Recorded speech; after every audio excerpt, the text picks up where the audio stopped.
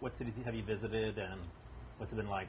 Well, I started out in the Northeast, and I'm working my way down to the South, and going back up to the Northeast, and then I'm going back down to the South, and over to the Midwest a little bit. So it's all over the place.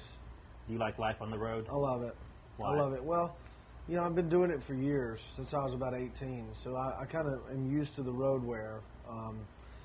It's a lifestyle, and I enjoy it.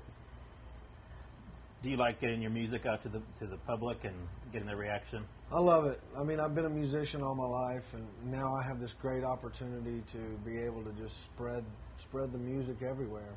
Do you feed off the audience? Oh yes, very reciprocal energy from audience to artist. That's the fun part.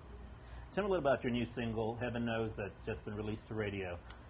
Well, it's kind of a modern throwback to, a little bit of Ray Charles and Marvin Gaye, and it's just got, it's a song that's got a really good summer vibe to it.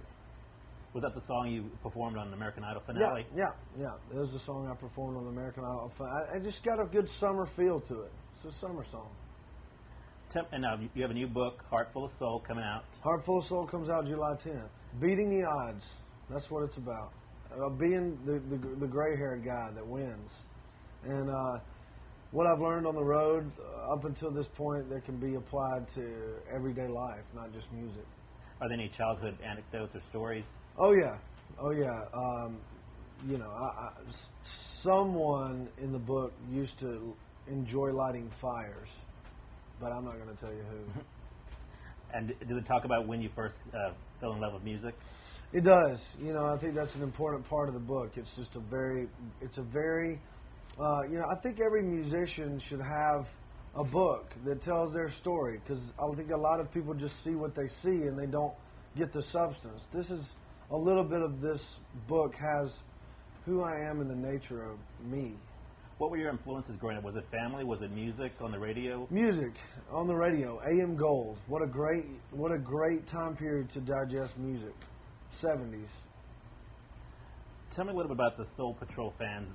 We hear like people are coming from 25 states to see you. What is that like, and how does that affect you? That's great. I love the mentality of it. The mentality is kind of like a Grateful Dead mentality, or a Parrot Head mentality. So anytime that I get the Soul Patrol around me, it's a good thing. The Idol tour is coming to Greenville in about 2 weeks. Cool. And you were on that tour last year, basically. Yeah. And how did that help you, on this tour this summer? Well, it just gets you acclimated to bus life, traveling, setting up, playing every day. And this is my third national tour in about 12 months, in about a year. Did you get to watch any of this season's American Idol? I did. You're so busy. I did. I threw in a couple of votes here and there, but busy is the word for sure. Can you say if you were a fan of somebody over somebody else? I like them all. I mean, I think the last two people standing were the best, were the most talented. So I was glad to see that finale, the way it shaped up. Did you give any advice to them?